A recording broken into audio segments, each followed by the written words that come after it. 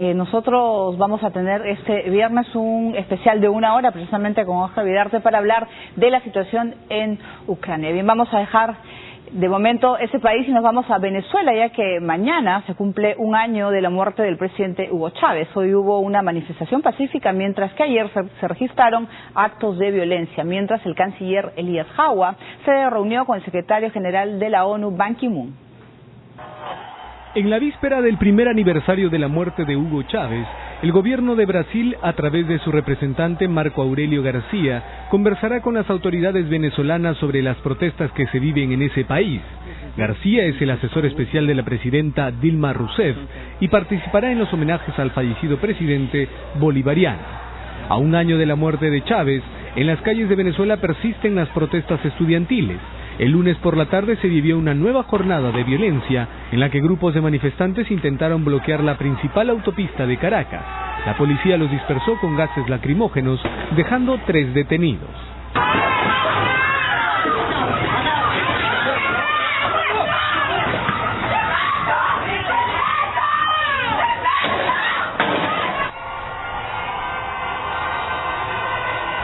En cambio hoy, durante la mañana, hubo una movilización pacífica en la que miles de estudiantes y opositores llegaron hasta el barrio humilde de Petare.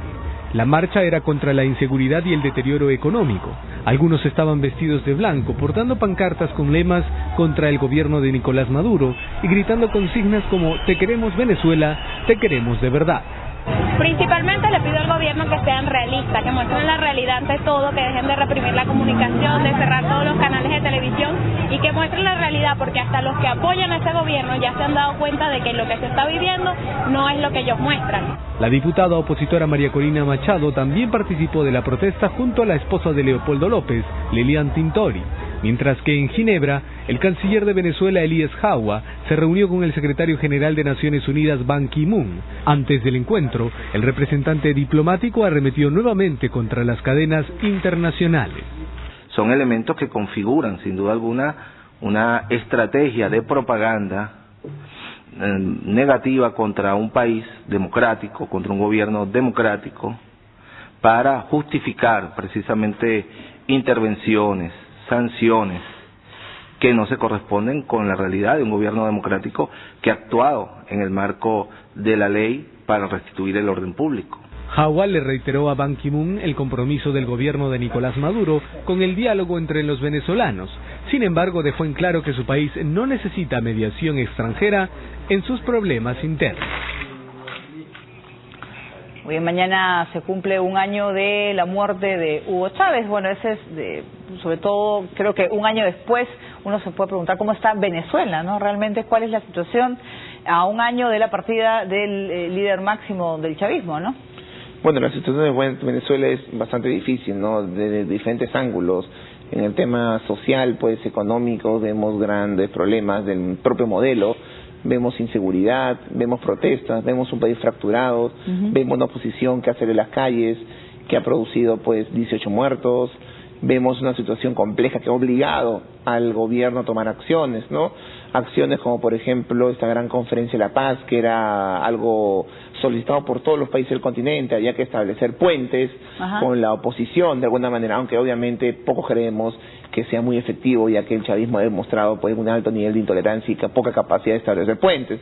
También ha tratado de mantener a la sociedad civil pues detenida, decretando feriados larguísimos que nadie comprende, como lo de los carnavales, donde se alargaron, y ahora pues 10 días de homenaje a la muerte de Hugo Chávez, que seguramente también va a traer algunos feriados adicionales. Va a trabajar poco este mes. Sí, entonces de alguna manera esos son mecanismos para detener la protesta, pero también ha implicado no solamente cuestiones de índole interna, también cuestiones de índole externa.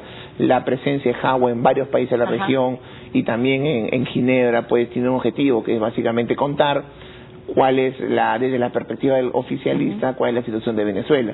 Ellos hacen énfasis en 2 temas que me parecen que se pueden discutir, ¿no? Uno es la presencia de un gobierno medianamente legítimo. Hace 3 meses ganaron rotundamente las elecciones de gobierno regional y local, lo cual demostraría que tenía apoyo popular. Y 2, que están frente a golpistas, ¿no? A consideración de índole político, ¿no? Entender la protesta como una consideración política. Y también habría algo razón, porque hay sectores, no todos, dentro de la oposición que son golpistas, pues, ¿no? Y que obviamente lo que buscaban era la salida de Maduro y del gobierno chavista del poder. Así que, claro, pero esa lectura es una lectura relativa de la realidad, porque no comentan los abusos, la criminalización de la protesta, la persecución, etc. Claro, las cosas que no le gustan no lo comentan, ni tampoco pueden reconocer que hay un malestar de la población ante la escasez, por ejemplo, ¿no? O los índices de violencia. Ya parecen haberse olvidado que Caracas es una de las ciudades más peligrosas. ¿Y por qué es importante lo que has dicho con la escasez? Porque este sábado Capriles ha llamado una gran protesta, marcha.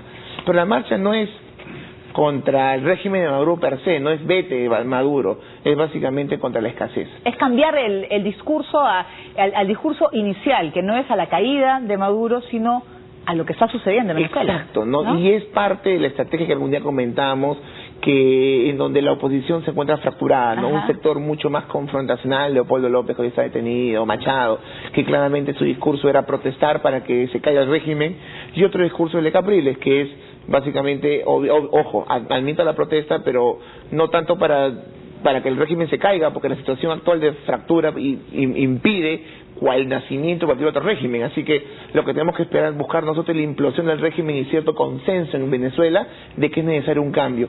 Por eso la creación de los comandos populares. El nombre no es el más bonito, ¿no? Comando popular no suena a grupos armados, pero su comando popular tiene el objetivo de justamente hacer referencia, fuerza en los grandes temas sociales que preocupan a la población, y que realmente lo que quiere hacer con eso Capriles es jalar o unificar la lectura, pues, estos sectores medios con los sectores populares, y esto para Capriles es fundamental. Lo que estamos viendo ahora, creo que a partir de ahora la protesta va a ser una protesta que deje de lado el enfrentamiento político, la salida del régimen, y concentrarse en lo que siempre quiso Capriles, en las necesidades de la población, en donde el chavismo ha demostrado, por lo menos en ese último tiempo, ser muy malo en la dirección del país, ¿no?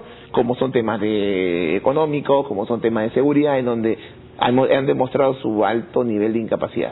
Claro, porque también no solamente es ese tema, y ahora se suma el de los derechos humanos, ¿no? Porque hay una gran cantidad de jóvenes desaparecidos, se han visto fotografías y denuncias a los padres, desde violación sexual hasta disparos por perdigones. He visto incluso disparo a un niño pequeño. Entonces uno lo que podría esperar es también una versión del gobierno, ¿no? Que se sepa quiénes son los responsables, porque parece que luego de la muerte de la Miss Venezuela, pues lo que quiere todo venezolano es que se acabe la violencia, ¿no? Ahora, de cualquier lado, ¿no? De acuerdo a la información de la Fiscalía venezolana, que obviamente es muy cercana al régimen, pues ellos están llevando investigaciones exhaustivas de lo que está sucediendo, ¿no? Es más, usar una fecha de alguna manera importante, como fue el viernes pasado, recordando el Caracazo, en donde justamente el gobierno chavista y la Fiscalía venezolana está llevando a cabo investigaciones que todavía perduran desde los hechos sucedidos a finales de los 80, imaginemos, ¿no? En donde murieron, dicen, casi 3.000 personas. Entonces, de alguna manera, de esa manera el régimen se quiere comprometer con la lucha por los derechos humanos. Obviamente, en este caso puntual, la criminalización de la protesta y la persecución por protestar y el alto nivel de intolerancia mostrado y algunas violaciones de derechos humanos que han sido documentadas en los últimos días, como los casos de violaciones y de torturas, deberían ser esclarecidos. El problema es que no muchos tienen confianza de que esto vaya a suceder. Muy bien, ahora nos vamos a Colombia. Juan Manuel Santos ha comenzado su campaña por la reelección, inscribiendo su candidatura. Aunque las encuestas lo señalan como posible ganador, ningún candidato presidencial logra una intención de voto contundente.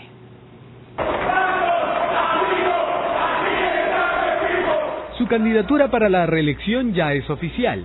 El presidente de Colombia, Juan Manuel Santos, inscribió su postulación para aspirar a un segundo mandato y ha prometido alcanzar la paz total para su país.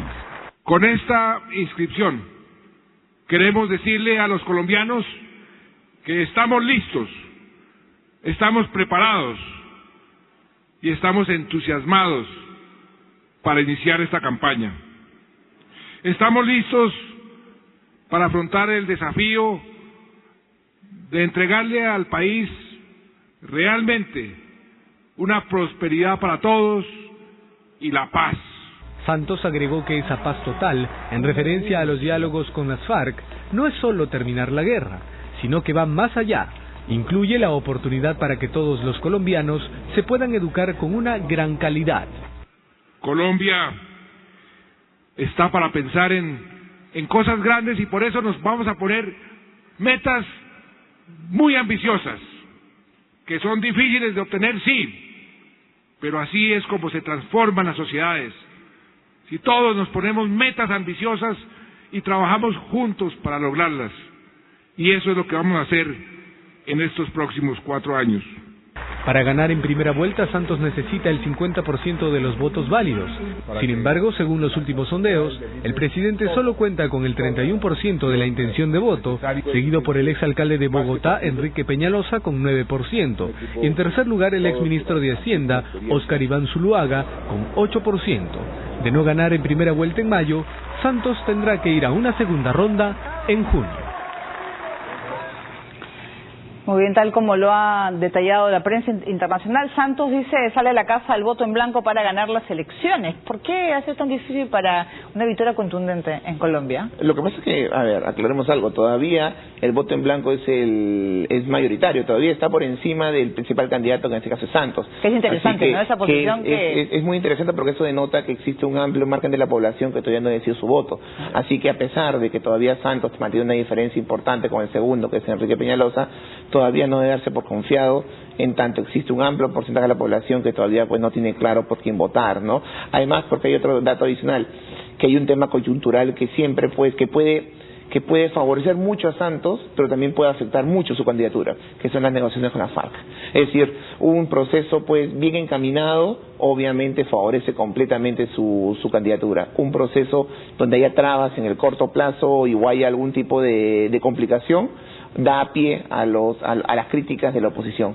Así que yo creo que Santos debe tener en este momento una prioridad clara en lo que es el proceso de paz. Claro, además eso es lo que está esperando, pues la población, la que aún dice que tiene el voto en blanco, está esperando los resultados. Entonces, esa presión también que debe tener el presidente y candidato para poder obtener esta votación, ¿no? O sea, es lograrlo antes de mayo, ¿no? Ahora, no es muy probable que eso suceda, ¿no? Que suceda antes de mayo el acuerdo de paz. ¿Por qué? Porque, digamos, ya se han avanzado en 3 puntos básicamente, faltan los 2 últimos y que generalmente el último es el más difícil, que está vinculado a cómo reparar o cómo sancionar a los miembros de la FARC. Y me parece que ese es el punto más sensible, es decir, por eso lo dejaron al final. De alguna manera todos saben que la propuesta, el acuerdo va a ser de alguna manera algún nivel de amnistía o a estos sujetos, y eso obviamente va a levantar a muchos sectores que están en contra de eso. Así que me parece que ese tema se va a ver después de la elección. Así que yo no creo que Santos esté apresurando mucho para que se acabe todo el proceso antes de... Además porque Santos ha dicho que este proceso se va a ratificar por medio de un referéndum, así que yo no creo que tenga mucho apuro.